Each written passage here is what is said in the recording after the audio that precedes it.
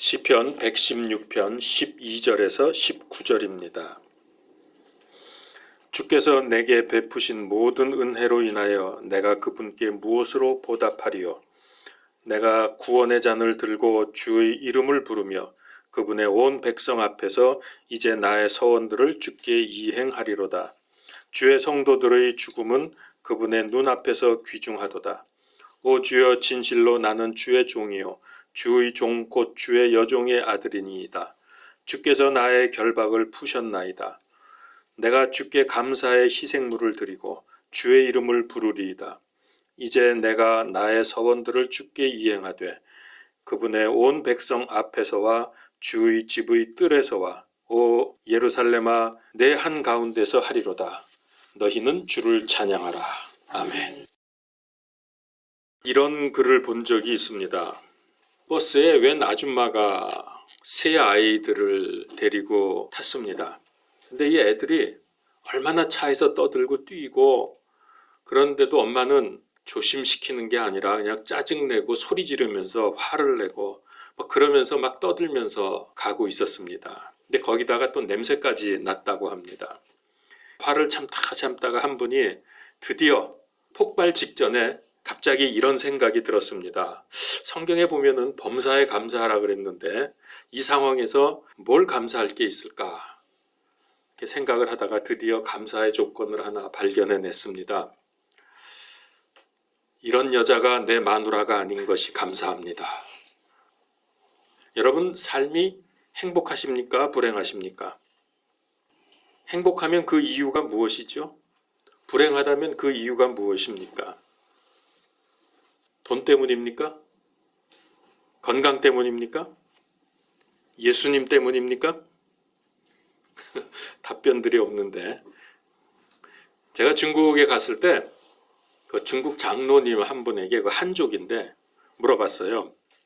중국 사람들이 제일 좋아하는 게 뭡니까? 그랬더니 0.1초도 쉬지 않고 나오는 말이 돈이요 그러더라고. 여러분, 저 사람 잘 살아, 잘 사는 사람이야 그러면 그건 무슨 뜻입니까? 돈이 많다. 대부분 다 그렇죠. 돈이 많은 사람은 잘 산다고 생각을 합니다. 그러면 못 산다고 하면 그건 무슨 뜻입니까? 돈이 없는 거죠. 돈 없으면 못 산다. 여러분, 이건 맞는 말입니까? 돈 많으면 잘 사는 거고 돈 없으면 못 사는 겁니까? 근데 우리 다 그렇게 생각하면서 살고 있거든요. 아주 잘못된 사고방식입니다. 돈이 많으면 잘 사는 게 아니라 그냥 돈이 많은 거예요. 돈 없으면 못 사는 게 아니라 가난한 거지 그냥. 자, 그러면 잘 산다는 건 무엇입니까? 뭐가 잘 사는 겁니까? 하나님의 자녀, 그리고 하나님과 동행하면서 믿음으로 사는 사람, 예수 그리스도의 은혜에 감격하면서 사는 사람, 이런 사람이 잘 사는 사람입니다. 돈이 많아서 하나님 의지하지 않고 돈에 묻혀 산다면 그건 아무리 돈 많아도 못 사는 사람입니다. 난 하나님 때문에 감사하고 행복하다 그럴 때 내가 평소에 늘 정말 그런 생각이 있어서 그런 건지, 아니면은 교회 생활 오래 하면서 또 성경에서 배운 대로 생각해 보니까 하나님 믿는 사람들은 행복하고 감사해야 돼, 이게 맞다고 생각이 돼서 그렇게 말하는 건지, 그렇게 생각하는 건지, 여러분 이거 잘 생각해 볼 필요가 있습니다. 왜냐하면은 사람은 자기 생각에 자기가 속기를 잘하거든요. 저는 이런 사람 여러 명 봤습니다. 교회 다니고 잘 믿는다고 스스로 생각을 합니다. 그래서 물어보면 자기는 하나님이 내 마음속에 있기 때문에 늘 감사하고 어떤 일이 와도 걱정이 없다고 장담을 합니다. 참 좋죠. 근데 그 사람의 사는 거를 보면은 힘들어하고 불평하고 미움도 많고 걱정도 많습니다. 그러면서 물어보면은 자기는 늘 행복하고 감사하고, 세상에서는 지위가 높아지고 돈을 많이 벌면은 복 받았다고 합니다. 그러나 믿는 사람들은 그런 것과 상관없이 하나님의 말씀으로 풍요로운 삶, 기도하는 삶, 그리고 믿음의 삶, 이게 진짜 복입니다. 이게 참 복을 받은 겁니다. 여러분, 하나님 없이 세상적으로 성공하고 돈 많고 잘 나가는 사람들 보세요. 저들에게 참 행복과 참 기쁨이 있습니까? 참 감사가 있습니까? 영어로 생각한다가 think, 감사한다는 thank. 스펠 하나 차이입니다. 근데 이 둘이 어원이 같다 그러죠? 이건 잘 아시죠? 이 얘기는 어원이 같아요. 그럼 우리가 생각해 보자. 생각을 제대로 깊이 잘하면 감사할 게 있구나. 아까 그분처럼 처음에 생각하면은 감사가 나와야 돼요. 근데 생각해 보면 감사할 게 내 주변에 많다는 이렇게 살아가려면은 그냥은 안 되고 하나님을 믿어야 돼요. 하나님을 믿어야 돼. 그러면 가능해집니다, 그게. 그런데 교회를 다녀도 감사를 모르고 사는 사람이 꽤나 많습니다. 그래서 사람은 너무 잘 돼도 너무 안 돼도 문제가 되는 게 이게 인간입니다. 아굴의 기도 생각나죠? 잠언서 30장 8절에 헛된 것과 거짓말들을 내게서 멀리 옮기시오며 나를 가난하게도 마옵시고 부하게도 마옵시고 내게 알맞은 양식으로 나를 먹이시옵소서. 참 맞는 기도입니다, 이거. 하나님을 모르는 것뿐만 아니라 하나님을 알아도 감사를 잃어버리고 산다면 그 삶은 저주고 형벌입니다. 사람마다 생각이 다르고 사는 방법이 다르고 하는 일도 다릅니다. 그러나 우리의 삶의 목적은 오직 하나입니다. 그것은 하나님을 영화롭게 하는 것입니다. 그러면 어떻게 하는 것이 하나님을 영화롭게 하는 것이냐? 그 가장 기본이 하나님께 감사하는 겁니다. 그게 하나님을 영화롭게 하는 거예요. 감사할 줄 알아야지 사람이. 생명 주시고 살 수 있도록 모든 거 베푸시고 기도하면 가장 좋은 걸로 응답하시는데 왜 감사를 못해요? 하나님한테 뭘 해드려야 하나님이 기뻐하시나요? 해주신 거 감사하면 되는 거예요, 우리는. 아무리 은혜 베푸시고 기도 응답해 주셔도 감사하지 않는다면 하나님 마음이 얼마나 슬프고 답답하시겠습니까? 이건 부모 자식 간에도 똑같습니다. 같은 거예요. 부모가 아무리 진자리 마른 자리 갈아 누이시고 필요한 거 돈 달라 그러면 돈 주고 학용품 사달라 그러면 사주고 아프다 그러면 간호해주고 아무리 그래도 이게 감사하는 게 없어. 틱틱거리기나 하고 그 부모 마음이 어떻겠어요?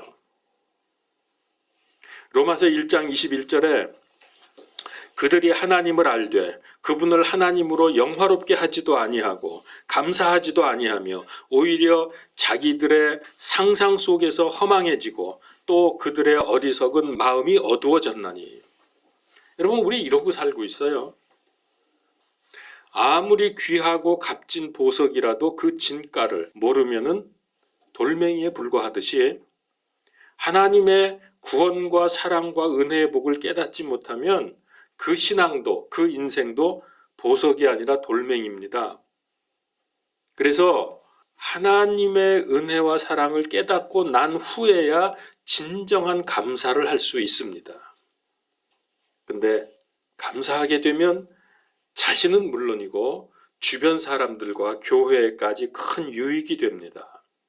하나님은 감사할수록 더 많은 은혜와 축복을 베푸시기 때문입니다. 벽에다가 공 던지면 다시 튀어나오죠. 다시 나한테 오죠. 하나님께 감사하면 하나님은 몇천 배, 몇만 배로 갚아주십니다. 우리가 잘 아는 누가복음서 17장 11절에서 19절 말씀. 10명의 나병 환자가 예수님께 와서 고침을 받았습니다. 그 중에서 9명은 육신의 고침만 받고 끝났지만은 그 중에 한 사람, 예수님께 돌아와서 감사를 드린 이 한 사람은 육신뿐만 아니라 그보다 몇백만 배, 몇천만 배 중요한 영혼의 구원을 받지 않았습니까? 이게 감사에 대한 하나님의 축복입니다. 우리가 감사하면 하나님은 엄청나게 갚아주세요.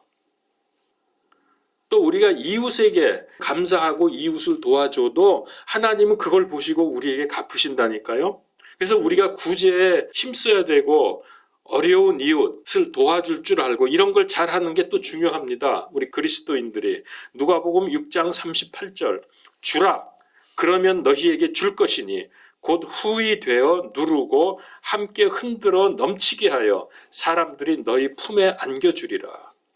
너희가 잴 때 쓰는 바로 그 척도로 너희가 다시 평가를 받으리라. 이런 말씀들 정말 우리가 믿는다면 여러분, 우리가 이웃에게 인색하면 안 됩니다. 제 얘기 한번 해드릴까요? 제가 한 달 전 전철을 타고 가는데요. 왜소하고 조그만 아주머니가, 나는 이제 그 책 보고 있었거든. 전철에 고개 팍 숙이고 마스크 쓰고 이러고서 이제 책을 보고 있는데, 구걸하는 사람이 이렇게 전철을 쭉 다니는 게 이렇게 느껴져요. 그래서 옆눈으로 이렇게 보니까는 오더라고. 모른 척하고서 이제 계속 책만 보고 고개 숙이고 이러고 있었거든요. 근데 이 아주머니가 그냥 슬슬 이렇게 걸어오더니 사람마다 다 이렇게 하는 게 아니라 꼭 이상하게 내 앞에 와가지고 딱 손을 내미는 거예요. 그냥 이렇게 다 한 게 아니라 쭉 보다가 아마 마음에 드는 사람 앞에 가는 건지 그래가지고 나는 이제 일부러 고개 숙이고, 지금 잔돈이 없어가지고 생각해 보니까 10,000원짜리가 한두 장인가 있었고, 그 다음에 잔돈이 없어. 1,000원짜리 있으면 내가 당당하게 이렇게 보고 있다 눈 마주치면 줄 텐데, 잔돈이 없어가지고 이제 고개 숙이고 이러고 있는데 내 앞에 와서 내가 마음에 드나 봐 하여튼 그래가지고 마스크를 내밀든가 마스크를 사라고 해서 1,000원이라고 그러든가. 그래서 난 마스크 필요 없고 지금 잔돈이 없어서 미안하다고 이제 그랬거든요. 그랬더니 저를 보고 하는 말이 거슬러 준대요. 저보고.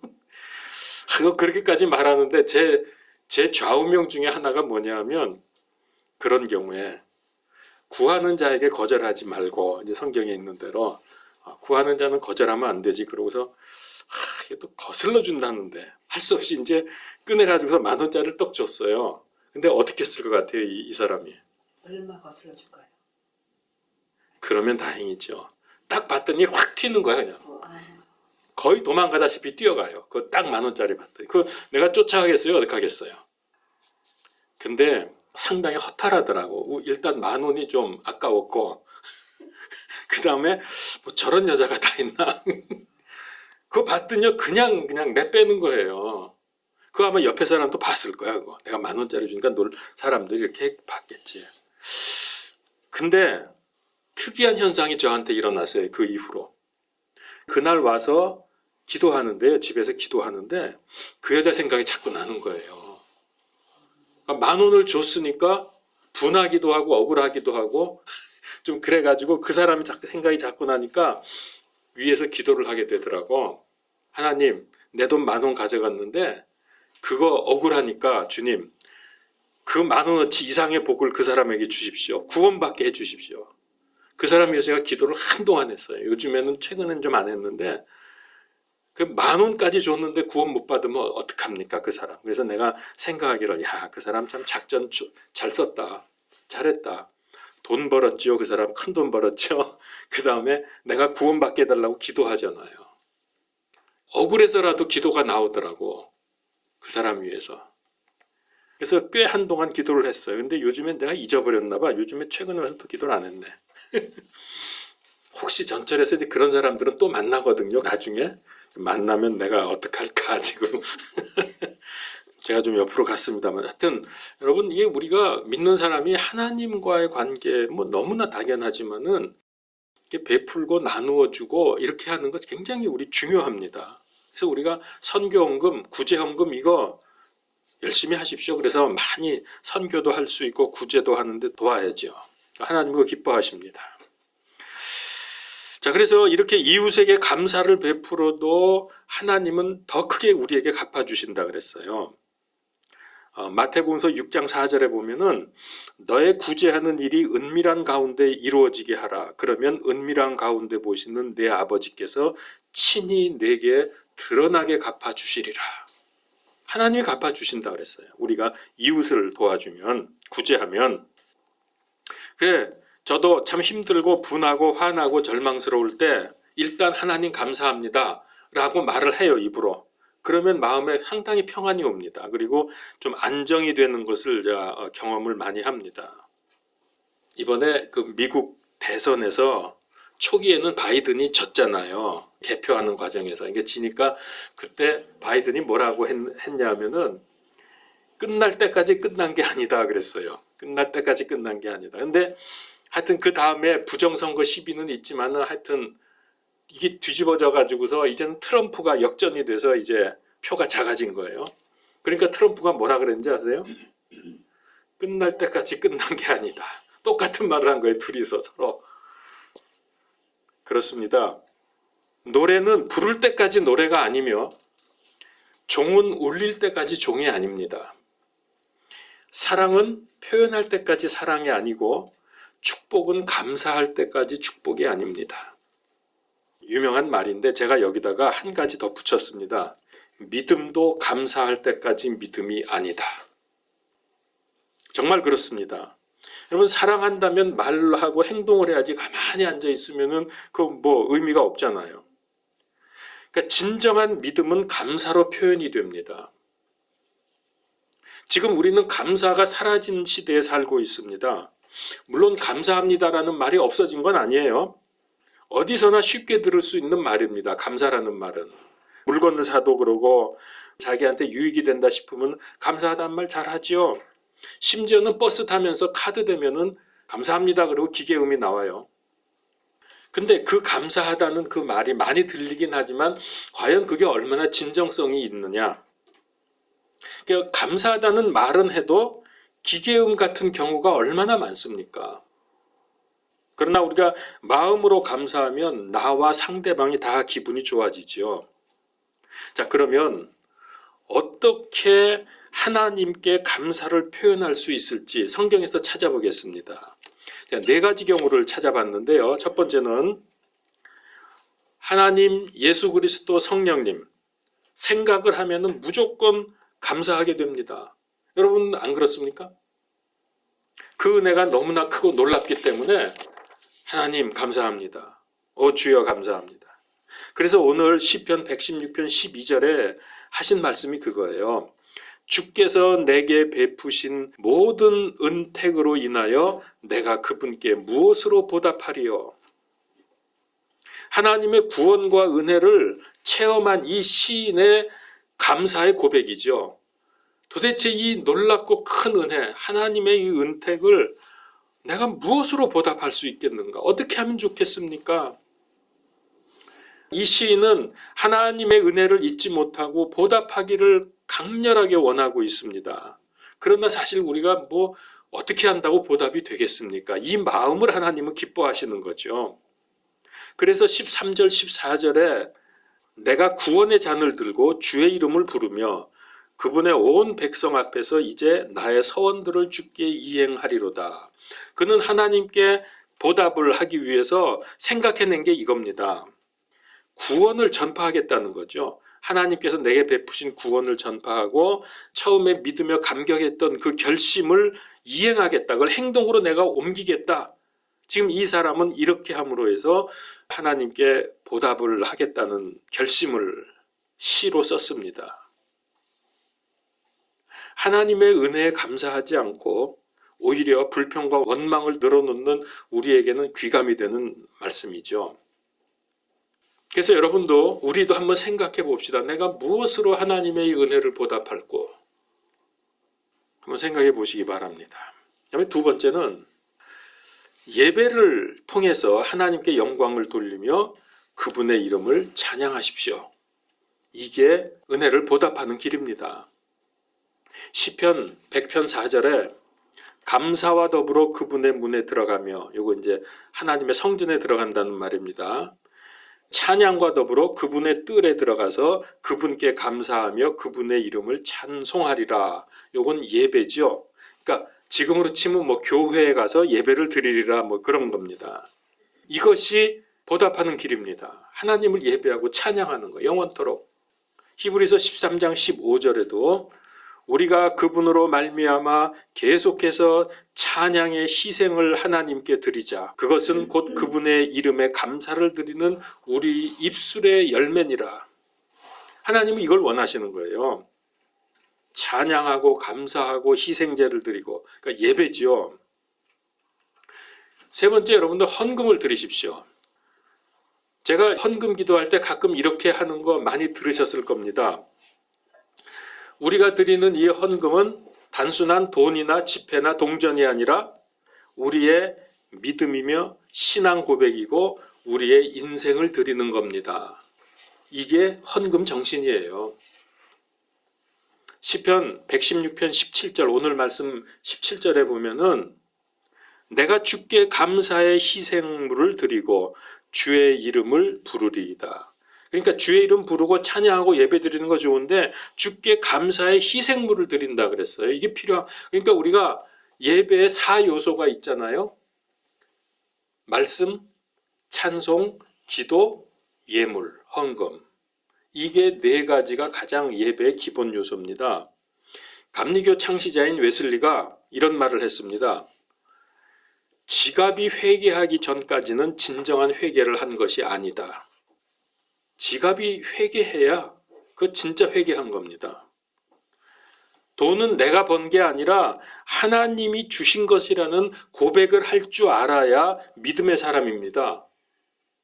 2렙돈 드린 이 과부처럼 하나님은 액수를 보시는 게 아니라 그 사람의 마음을 보십니다. 그래서 예수님이 그걸 보시면서 뭐라고 평가했죠? 2렙돈밖에 안 드렸는데 저는 자기의 가진 것을 다 드렸다 그랬어요. 하나님이 기뻐하시는 거예요. 4번째는 내 몸과 내 인생을 하나님께 드리십시오. 로마서 6장 13절 또한 너희 지체를 불의의 도구로 죄에게 내주지 말며 오직 너희 자신을 죽은 자들로부터 살아난 자로서 하나님께 드리고 너희 지체를 의의 도구로 하나님께 드리라. 하나님께 드리십시오. 여러분 인생을. 내가 어떻게 하나님께 쓰임 받아야 하겠습니까? 하나님께서 나를 향하신 계획은 무엇입니까? 늘 이런 질문을 하면서 살아야죠. 그러지 않으면은 상당히 이기적이 됩니다. 우리 인간들은.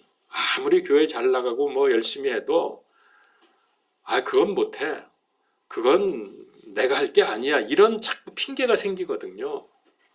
자꾸 물어보세요. 하나님께. 내가 무엇으로 주의 은혜를 보답하리이까? 질문을 하시라고요. 이 시인처럼.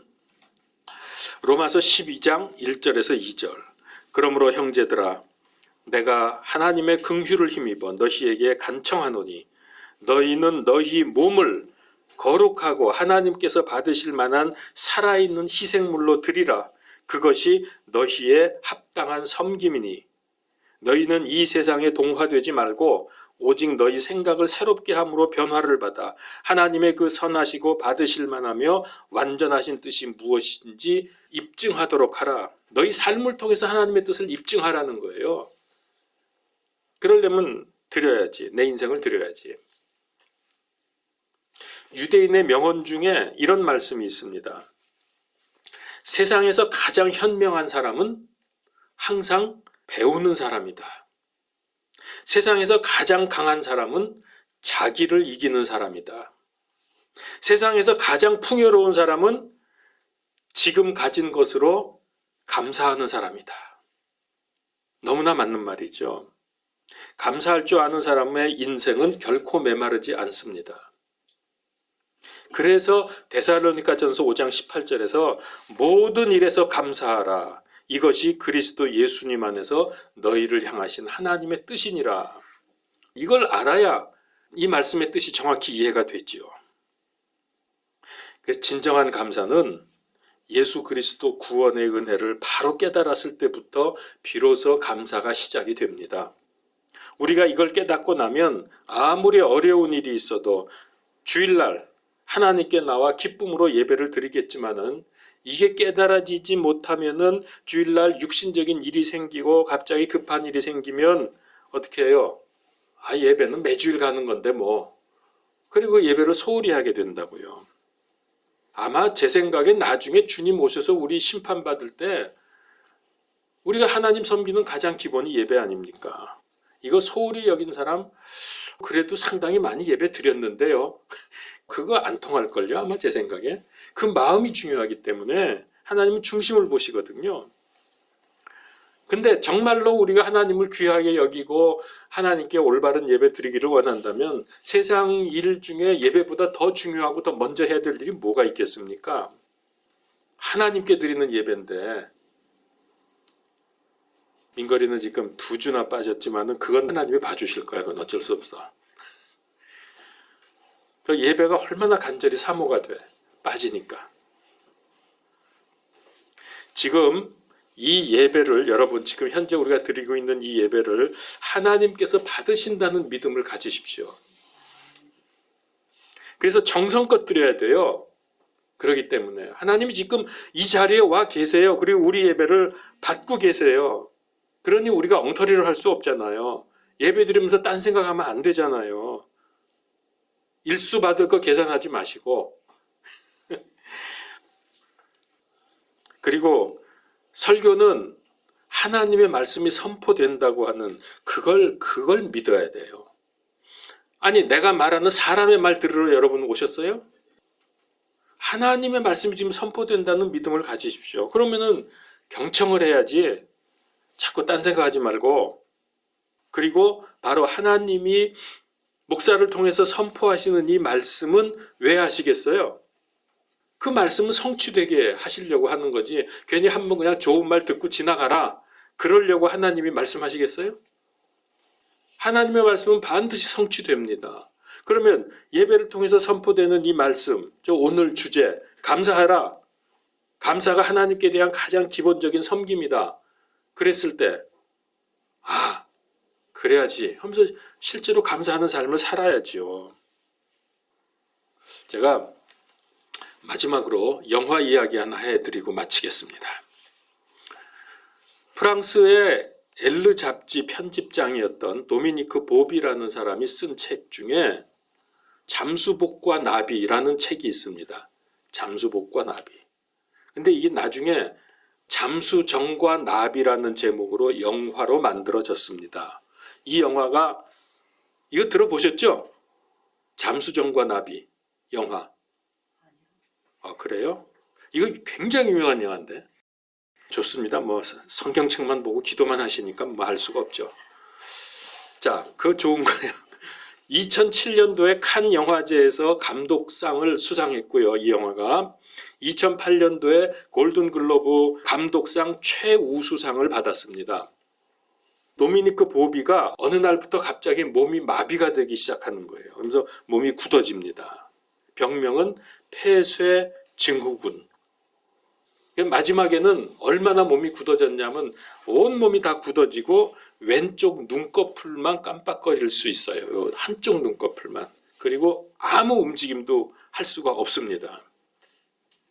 그래서 이분이 또 이제 편집장하고 글을 쓰던 사람이니까 어떻게 했냐면 사람들이 돌보는 사람이 종이에다가 A, B, C, D에서 알파벳 A부터 G까지, Z까지 이렇게 써놓고서 보여주면서 하나씩 짚어요. 그러면은 그거라고 표현하면 눈을 한번 깜빡해요. 왼쪽 눈을. 그러면 이제 B 또 가다가 뭐 또 깜빡하면은 C 뭐 이렇게 가지고서 그런 식으로 해서 단어를 완성하고 그렇게 해서 문장을 완성해 나갑니다. 이렇게 해서 1년 3개월 동안에 130페이지의 책을 썼습니다. 그게 잠수복과 나비라고 제목을 이렇게 해서 나갔는데 영화는 잠수정과 나비로 이렇게 나왔습니다. 그래서 한쪽 눈꺼풀로 이거 소통을 했는데 그가 이 책이 출판되기 이틀 전에 사망합니다. 그런데 그의 영혼은 나비처럼 훨훨 자유를 가지고 날아갔다. 그래서 이제 왜 잠수정이냐면은 물속 깊은 데 들어가서 잠수정에 갇혀 있는 사람처럼 꼼짝하지 못하고 아무것도 할 수 없는 상황이었지만 그가 육신의 죽음으로 말미암아 나비처럼 자유를 얻고 날아갔다. 그래서 제목이 그렇게 정해진 겁니다. 근데 이 책의 서두에 그 보비가 한 말이 있어요. 뭐라 그랬냐면은 나의 간절한 소원은 고이다 못해 흘러내리는 침을 삼키는 것입니다. 만일 내가 내 힘으로 흘러나오는 침을 삼킬 수만 있다면 나는 이 세상에서 가장 행복한 사람일 것입니다. 그렇게 썼어요. 서두에다. 그래서 그 병에 걸린 후에 스스로 침 한번 삼켜보는 게 그는 소원이었습니다. 자, 그러면 우리는 다 누려도 왜 감사하지 못합니까? 움직일 수 있는 몸이 있고 교회 와서 예배도 드리고 찬송도 부를 수 있는데 그럼 우리는 감사할 것밖에 없잖아요. 여러분 삶 속에 하나님의 은혜가 충만하시고 감사가 넘치기를 축원합니다. 기도하겠습니다. 하나님, 감사가 없는 시대, 우리도 감사하지 못하고 살고 있었습니다.